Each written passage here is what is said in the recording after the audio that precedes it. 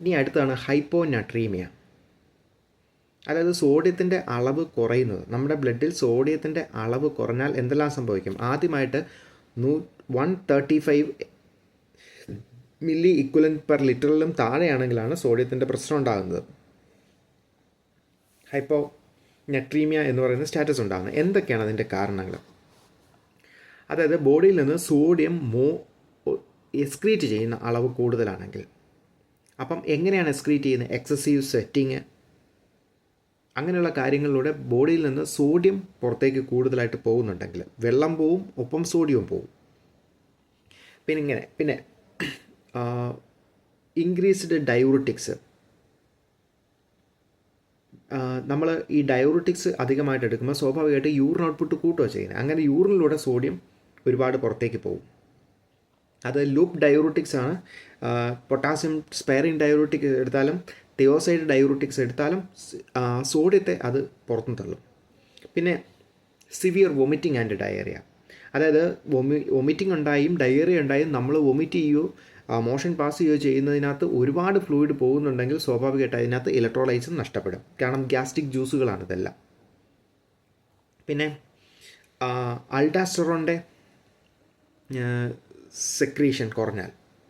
അൾഡാസ്റ്ററോണിൻ്റെ secretion എന്ന് പറഞ്ഞാൽ മിനറാലോ cortico സ്റ്റിറോയിഡാണ് അതിനകത്ത് പ്രധാനപ്പെട്ടത്. അപ്പം മിനറാലോ കോർട്ടിക്കോയിഡ് എന്ന് സെക്രീഷൻ, മിനറാലോ കോർട്ടിക്കോ സ്റ്റിറോയിഡിൻ്റെ സെക്രീഷൻ കുറഞ്ഞാൽ സോഡിയത്തെ എക്സ്ക്രീറ്റ് ചെയ്യുകയാണ്. അതായത് മിനറാലോ കോർട്ടിക്കോയിഡിൻ്റെ ഫങ്ഷൻ എന്ന് പറയുന്നത് സോഡിയത്തെ റീ അപ്ടേക്ക് ചെയ്യുകയും പൊട്ടാസ്യത്തെയൊക്കെ എക്സ്ക്രീറ്റ് ചെയ്യുകയോ ചെയ്യുന്നത്. റീ അപ്ടേക്ക് ചെയ്യേണ്ട പരിപാടിയാണ്. അതായത് ബ്ലഡിലൂടെ യൂറിനിലൂടെ പുറത്തേക്ക്, കിഡ്നിയിൽ യൂറിനിലൂടെ പുറത്തേക്ക് പോകേണ്ടിയിരുന്ന ഇതിനെല്ലാം സോഡിയത്തെ എല്ലാം റീ അപ്ടേക്ക് ചെയ്യുക എന്ന് പറയുന്ന മിനറാലോ കോർട്ടിക്കോയിഡിൻ്റെ വർക്കാണ്. അൾഡാസ്റ്ററോണിൻ്റെ ഇൻഫ്ലുവൻസിലാണ് അത് ചെയ്യുന്നത്. അപ്പം അതിൻ്റെ പ്രൊഡക്ഷൻ കുറഞ്ഞാൽ എന്ത് സംഭവിക്കും? അതിൻ്റെ പ്രൊഡക്ഷൻ കുറഞ്ഞാൽ അത് സോഡിയത്തെ റീ അപ്ടേക്ക് ചെയ്യത്തില്ല. വരുന്ന സോഡിയം എല്ലാം യൂറിനിലൂടെ പുറത്തേക്ക് പോകും. അതാണ് ഒരു സിറ്റുവേഷൻ. പിന്നെ NG tube suctioning. Gastric juice വോമിറ്റിങ്ങിൻ്റെ അതേ സിറ്റുവേഷനാണ്. ഗ്യാസ്ട്രിക് ജ്യൂസിൽ ഒരുപാട് സോഡിയം ഉണ്ട്. അത് സക്ഷൻ ചെയ്ത് കളഞ്ഞു കഴിഞ്ഞാൽ നമുക്ക് ഹൈപ്പോനട്രീമിയ ഉണ്ടാവും. പിന്നെ ഇന്നഡിക്വേറ്റ് സോഡിയം ഇൻടേക്കാണ്. ആവശ്യത്തിന് നമ്മൾ സോഡിയം നമ്മുടെ ഡെയിലി ഡയറ്റിൽ എടുക്കുന്നില്ല എങ്കിൽ. പിന്നെ ഫാസ്റ്റിംഗ് ആൻഡ് NBO. അതായത് ഫാസ്റ്റിങ്ങിൻ്റെയും NBOയുടെ സമയത്തെന്ന് പറഞ്ഞാൽ നമ്മൾ ഒരു ഫുഡും എടുക്കുന്നില്ല. അപ്പോൾ സ്വാഭാവികമായിട്ട് സോഡിയത്തിൻ്റെ നമ്മുടെ യൂറിൻ ഔട്ട്പുട്ടും കാര്യങ്ങളും സ്വെറ്റിങ്ങും എല്ലാം നടക്കുകയും ചെയ്യും. അപ്പം സോഡിയത്തിൻ്റെ അഭാവം ഉണ്ടായി പേഷ്യൻറ്റിന് ഇലക്ട്രോലൈറ്റ് ഇംബാലൻസ് ഉണ്ടാകാനുള്ള, സോഡിയം ഇലക്ട്രോലൈറ്റിൻ്റെ ഇംബാലൻസ് ഉണ്ടാകാനുള്ള സാധ്യതയുണ്ട്. പിന്നെ increased dilution of the sodium. അതായത് നമ്മുടെ ബോഡിയിൽ സോഡിയം ഉണ്ട്, പക്ഷേ അത് ഡൈലൂട്ടഡ് ആയിപ്പോയി. അതായത് നമ്മൾ ഒന്നല്ലെങ്കിൽ ഹൈപ്പോട്ടോണിക് ഫ്ലൂയിഡ് അല്ലെങ്കിൽ ഓവറായിട്ട് ഫ്ലൂയിഡ് ബോഡിയിലേക്ക് എടുത്തു. അതിനകത്ത് ഇലക്ട്രോലൈറ്റ്സ് ഇല്ലാത്തതാണ്. വൊമിറ്റിംഗ് ഉണ്ടായി, ഡയറി ഉണ്ടായി, നമ്മൾ ഫ്ലൂയിഡ് ഒരുപാട് കുടിച്ചു, പക്ഷേ ഇലക്ട്രോലൈറ്റ്സ് ആവശ്യത്തിന് എടുത്തില്ല. അപ്പം അങ്ങനെയുള്ള സംഭവത്തിൽ എന്താണെന്ന് വെച്ചാൽ ബോഡിയിൽ വെള്ളത്തിൻ്റെ അളവ് കൂടുകയും അതിൻ്റെ അനുസരിച്ച് സോഡിയത്തിൻ്റെ അളവ് കൂടാതെയും വരുമ്പം എന്നാ സംഭവിക്കുമെന്ന് വെച്ച് കഴിഞ്ഞാൽ ഹൈപ്പോനട്രീമിയ എന്ന് പറയുന്ന സ്റ്റാറ്റസ് ഉണ്ടാകും. കാരണം 1 ലിറ്റർ പാലിൽ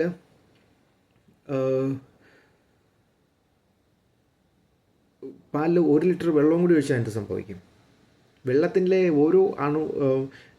പാലിലെ ഓരോ അണുവിൻ്റെയും കോൺസെൻട്രേഷൻ കുറഞ്ഞു പോകും. അതുപോലത്തെ അവസ്ഥയുണ്ടാകും.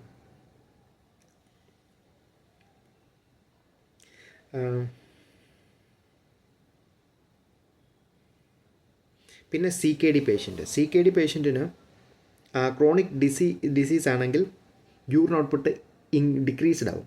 അപ്പം യൂറിൻ ഔട്ട്പുട്ട് ഡിക്രീസ്ഡ് ആകുമ്പം എന്താണെന്ന് വെച്ച് കഴിഞ്ഞാൽ വാട്ടർ റിട്ടൻഷൻ ഇൻ ദ ബോഡിയിൽ വാട്ടർ റിട്ടൻഷൻ ഉണ്ടാകും. സെയിം പ്രോസസ്സാണ്.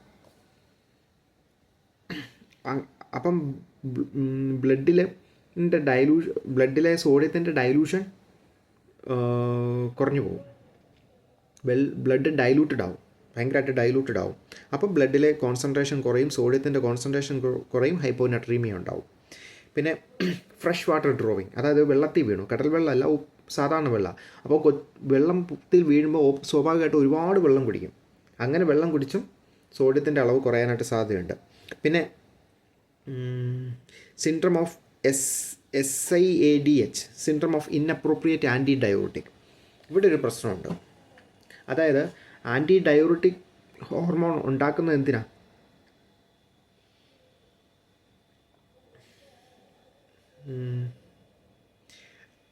ഈ ആൻറ്റി ഡയൂറിറ്റിക്കായ ഹോർമോണാണ്.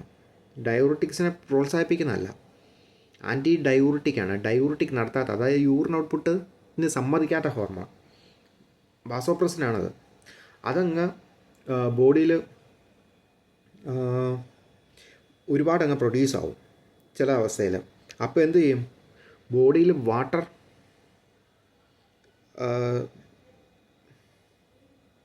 റിട്ടൻഷൻ, അപ്പോഴും എന്ത് സംഭവിക്കുന്നത്? ബ്ലഡ് ഡൈലൂട്ടഡ് ആയി പോകും. ബ്ലഡിൽ സോഡിയത്തിൻ്റെ കോൺസെൻട്രേഷൻ കുറയും. ഡയറോട്ടിക്സിനെ സമ്മതിക്കാത്ത ഹോർമോണാണ്. കാരണം യൂറിൻ ഔട്ട്പുട്ട് കുറയുകയും ചെയ്യും, വരുന്ന വെള്ളമെല്ലാം ബോഡി കെട്ടിക്കിടന്ന് ഈ സെയിം സിറ്റുവേഷൻ ഉണ്ടാകും. പിന്നെ ഹാർട്ട് ഫെയിലിയർ. ഹാർട്ട് ഫെയിലിയർ എന്ന് പറഞ്ഞാൽ ഹാർട്ടിൻ്റെ പമ്പിങ് എബിലിറ്റി കുറഞ്ഞ് ഉള്ള ബ്ലഡ് മുഴുവൻ ബോഡിയിൽ നിറഞ്ഞ്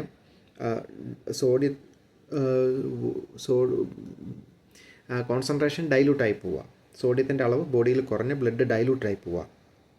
പിന്നെ ഹൈപ്പർ ഗ്ലൈസീമിയ. ഹൈപ്പർ ഗ്ലൈസീമിയയുടെ സമയത്തും പോളിയൂറിയ ഉണ്ടാവും. അപ്പം സോഡിയം പോളിയൂറിയയിലൂടെ ഒരുപാട് പുറത്തേക്ക് പോകും. അങ്ങനെ പേഷ്യൻറ്റിന് ബുദ്ധിമുട്ടുണ്ടാവും, സോഡിയത്തിൻ്റെ അളവ് കുറഞ്ഞു പോകും. പിന്നെ ക്ലിനിക്കൽ മാനിഫെസ്റ്റേഷൻ, എന്തെല്ലാം കാര്യങ്ങളിലൂടെ നമുക്കിതിനെ മനസ്സിലാക്കാം? ഒന്ന്, കാർഡിയോവാസ്കുലർ സിസ്റ്റം. കാർഡിയോവാസ്കുലർ സിസ്റ്റത്തിൽ എന്താ സംഭവിക്കുന്നത്? അതൊരോന്നും സിറ്റുവേഷൻ ബേസ്ഡ് ആണ്. അതായത് symptoms vary with vascular volume, അതായത് ബ്ലഡിൻ്റെ വോളിയം എന്തോരം ഉണ്ടോ അതിനനുസരിച്ചാണ് അതിൻ്റെ പ്രത്യേകത മനസ്സിലാക്കുന്നത്. അതായത് നോർമൽ വോളിയമാണ്, നോർമൽ ബ്ലഡ് വോളിമിക് ഹൈപ്പോനട്രീമിയ, നോർമൽ വോളിമിക് ഹൈപ്പോനട്രീമിയ. അതായത് സോഡിയത്തിൻ്റെ അളവ് കുറവാണ്, പക്ഷേ ബ്ലഡിൽ വെള്ളത്തിൻ്റെ അളവും കുറവാണ്. അപ്പോൾ അങ്ങനെയുണ്ടെങ്കിൽ നമ്മൾ എന്താ കാണിക്കുന്ന ലക്ഷണങ്ങൾ? ടാക്കിക്കാർഡിയ കാണിക്കും, ബട്ട് BP ലോ ആയിരിക്കും. BP കുറവും ടാക്കിക്കാർഡിയയും കാണിക്കും. സാധാരണ BP കൂടാൻ എന്താ കാരണം? BP കൂടാനായിട്ടുള്ള ഒന്നാമത്തെ കാരണം ഓവർ ഫ്ലൂയിഡ് ആയതുകൊണ്ടാണ്. പക്ഷേ ഇവിടെ ഫ്ലൂയിഡ് അധികം ഇല്ല, സോഡിയം കുറവാണ് താനും. പിന്നെ ഹൈപ്പോ വോളിമിക് ഹൈപ്പോനട്രീമിയ, അതായത് ഫ്ലൂയിഡിൻ്റെ അളവും കുറവാണ്, സോഡിയത്തിൻ്റെ അളവും കുറവാണ്.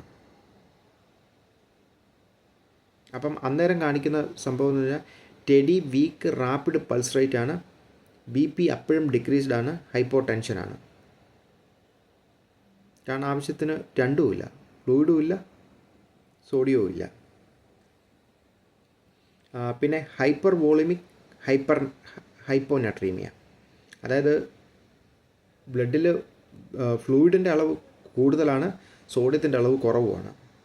അങ്ങനെ വരുമ്പോൾ എന്ത് സംഭവിക്കും? അപ്പോൾ പൾസ് റേറ്റ് ഭയങ്കരമായിട്ട് കൂടും. കാരണം സോഡിയം കുറഞ്ഞാൽ പൾസ് റേറ്റ് കൂടും, പക്ഷേ BP കൂടുതലായിരിക്കും. BP കൂടാൻ കാരണം എന്നാ? മൊത്തം ഫ്ലൂയിഡ് വോളിയമാണ്, ഫ്ലൂയിഡ് നിറഞ്ഞിരിക്കുക. പിന്നെ CVP എലവേറ്റഡ് ആയിരിക്കും, ഹൈപ്പർനട്രീമിയ ഉണ്ടാവും. ഇതാണ് കാർഡിയോവാസ്കുലർ സിസ്റ്റത്തിൽ നമുക്ക് കണ്ടുപിടിക്കാൻ പറ്റുന്നത്. പിന്നെ റെസ്പിറേറ്ററി സിസ്റ്റം, മസിൽ വീക്ക്നെസ് ആയിരിക്കും, അതുകൊണ്ട് ഇൻഎഫക്റ്റീവ് ഷാഡോ റെസ്പിറേഷൻ ആയിരിക്കും. ന്യൂറോമാസ്കുലർ സിസ്റ്റം, മസിൽ വീക്ക്നെസ് ആയിരിക്കും, ജനറലൈസ്ഡ് സ്കെൽറ്റൽ മസിൽസിന് വീക്ക്നെസ് ആയിരിക്കും. ഡീപ്പ് ടെൻഡൻ റിഫ്ലക്സസ് എല്ലാം ആബ്സെൻ്റ് ആയിരിക്കും, കുറവായിരിക്കും, അല്ലെ ആബ്സെൻ്റ് ആയിരിക്കും. ബോഡിക്ക് എനർജി സംബന്ധമായ കാര്യങ്ങൾ കുറവായിരിക്കും, എനർജറ്റിക് ആയിരിക്കത്തില്ല ആൾ. അതാണ് മൊത്തത്തിലുള്ള കാര്യങ്ങൾ. പിന്നെ CNS, ബ്രെയിൻ ഫങ്ഷൻ റെഡ്യൂസ് ആവും. കാരണം എന്നാ? അതുകൊണ്ട് altered level of mental status ഉണ്ടാവും, കൺഫ്യൂഷൻ ഉണ്ടാവും, പേഴ്സണാലിറ്റി ചേഞ്ചസ് ഉണ്ടാവും, ഹെഡ് ഏക്ക് ഉണ്ടാവും, ഡെലീറിയം ഇതിൻ്റെ ഒരു സിവിയർ സ്റ്റേജിലുണ്ടാകും. കാരണം ആൾക്ക് പറയണത് എന്താണെന്ന് പോലും ബോധമില്ലാത്ത അവസ്ഥയിലേക്ക് വരും. പിന്നെ ഏറ്റവും അവസാനം സീസർ ഉണ്ടാവും സിവിയർ കേസിൽ, കാരണം ബ്രെയിൻ ഡിസ്റ്റർബ്ഡ് ആകുമ്പോൾ. പിന്നെ GI, ജെയിൽ മൊബിലിറ്റി കൂടുക ചെയ്യുന്നത്. അങ്ങനെ അബ്ഡോമൽ ക്രാമ്പിംഗ് ഉണ്ടാവും, മൊബിലിറ്റി കൂടുന്നതുകൊണ്ട് പെയിൻ ഉണ്ടാവും, പെരിസ്റ്റാൾസിസ് കൂടി ഡയറിയ ഉണ്ടാവും. സോഡിയത്തിന് കുറഞ്ഞു പോയാൽ അങ്ങനെയാണ് സംഭവിക്കുന്നത്. പിന്നെ റീനൽ സിസ്റ്റത്തിൽ water excretion through the urine increase, polyurea ഉണ്ടാവും. കാരണം ഒരുപാട് ഫ്ലൂയിഡ് യൂറിനിലൂടെ കടന്നു പോകും.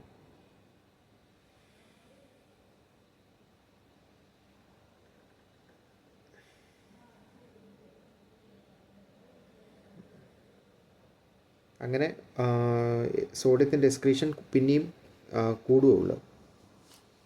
കാരണം കിഡ്നിയിലുണ്ടാക്കുന്ന നല്ല പോളിയൂറിയാണ് കിഡ്നി കാണിക്കുന്ന ആദ്യത്തെ ലക്ഷണം.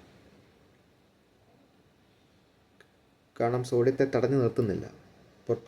പിന്നെ സ്കിൻ എന്ന് പറഞ്ഞാൽ ഡ്രൈ സ്കിന്നാണ് due to the dehydration.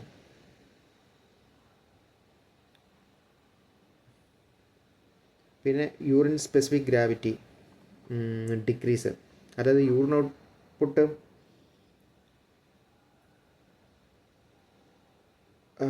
Decrease due to the water retention.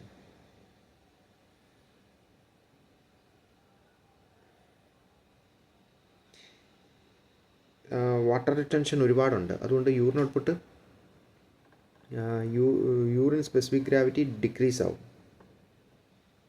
Urine is more diluted, അതുകൊണ്ട് ഓസ്മോലാരിറ്റി കുറയും.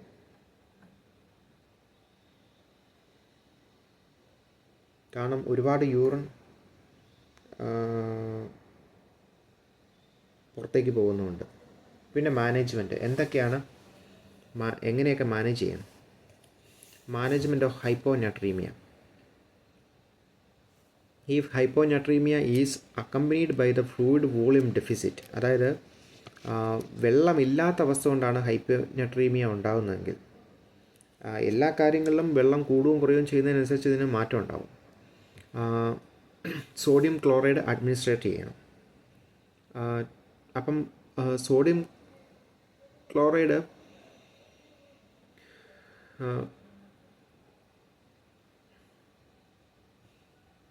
NS ആണ് നമ്മൾ അഡ്മിനിസ്റ്റർ ചെയ്യേണ്ടത്.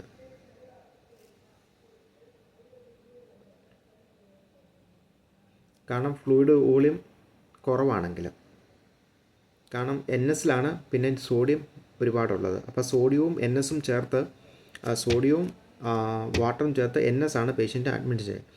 If ഹൈപ്പോനാട്രീമിയ is accompanied with hypervolemia or fluid volume excess, അതായത് ഒരുപാട് ഹൈപ്പോനാട്രീമിയാണ്, ആവശ്യത്തിന്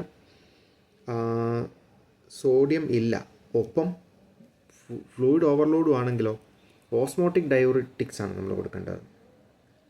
എന്തിനാ? ഓവറായിട്ട് കിടക്കുന്ന യൂറിൻ ഫ്ലൂയിഡ് എക്സ്ക്രീറ്റായി പോവുകയും ചെയ്യണം, സോഡിയത്തിൻ്റെ അളവ് ബോഡിയിൽ നിലനിർത്തുകയും ചെയ്യണം. പിന്നെ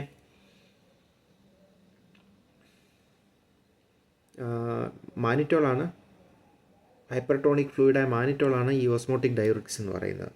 പിന്നെ hyponatraemia is caused by anti diuretic hormone, അതായത് ആൻറ്റി ഡയൂറിറ്റിക് വാസോപ്രസിൻ എന്ന ആൻറ്റി ഡയൂറിറ്റിക് ഹോർമോൺ വഴിയാണ് ഹൈപ്പോനാട്രീമിയ ഉണ്ടാകുന്നതെങ്കിൽ, അതായത് സോഡിയത്തിൻ്റെ അളവ് കുറയുന്നതെങ്കിൽ.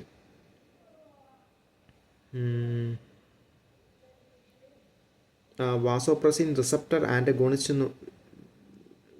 എന്ന് പറയുന്ന മെഡിസിൻ നമ്മൾ കൊടുക്കണം. എന്തിനാ? റെഡ്യൂസ് ADHൻ്റെ പ്രൊഡക്ഷൻ കുറയ്ക്കാനായിട്ട്. അത് ടൊൽവാക്റ്റം, കോണിവാക്റ്റം അതുപോലുള്ള സംഭവമാണ്. അതായത് ഹൈപ്പർ സെക്രീഷൻ ഓഫ് ADH ആണ് syndrome of inappropriate antidiuretic ഹോർമോണിൽ ഉണ്ടാകുന്നത്. അപ്പം ADHൻ്റെ പ്രൊഡക്ഷൻ കൂടുമ്പോൾ ഫ്ലൂയിഡ് റിട്ടൻഷൻ ഉണ്ടാവും, ബോഡിയിൽ ഒരുപാട് ഫ്ലൂയിഡ് കെട്ടിക്കിടക്കും. അപ്പം സിവിയർ ഹൈപ്പോനാട്രീമിയ ഉണ്ടാവും. അപ്പം അങ്ങനെ സിവിയർ ഹൈപ്പോനാട്രീമിയ ഉണ്ടാകുമ്പം 3% NS ഈസ് അഡ്മിനിസ്ട്രേറ്റഡ്, അതായത് കുറച്ച് ഫ്ലൂയിഡേ കൊടുക്കാവുള്ളൂ. അപ്പം ആ 3% കൊടുക്കുമ്പം ആവശ്യത്തിന് ഫ്ലൂയിഡ് ചെല്ലുകയും ചെയ്യും, സോഡിയത്തിൻ്റെ അളവ് കുറയുകയും ചെയ്യും, സോഡിയത്തിൻ്റെ അളവ് കൂടുതൽ കിട്ടുകയും ചെയ്യും. അപ്പം അതാണ് മാനേജ് ചെയ്യേണ്ടത്. പിന്നെ സിവിയർ ഹൈപ്പോനട്രീമിയയിൽ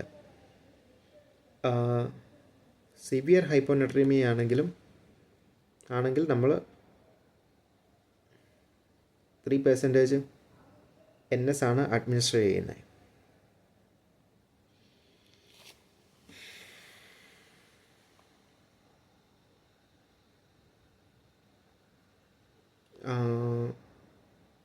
ഇൻഅപ്രോപ്രിയേറ്റ് ആൻറ്റി ഡയറി ADHന് നമ്മൾ കൊടുക്കുന്ന മാനേജ്മെൻറ്റ് എന്ന് പറയുന്നത് ഈ മെഡിസിനുകളാണ് കൊടുക്കുന്നത്. NS 3% അതിന് കൊടുക്കുന്ന ട്രീറ്റ്മെൻ്റ് അല്ല. അത് സിവിയർ കേസിലാണ്, സിവിയർ ഹൈപ്പോനട്രീമിയ ഉണ്ടായി കൊടുക്കുന്ന കേസാണ്. Instruct the client to increase oral sodium intake, അതായത് സോഡിയം അടങ്ങിയ ഫുഡ് പേഷ്യൻറ്റിനോട് കൂടുതലായിട്ട് കഴിക്കണമെന്ന് പറയുക. Table salt, seafood, mayonnaise, bread, tin food, can food, ഇതിലൊക്കെ അതുണ്ട്.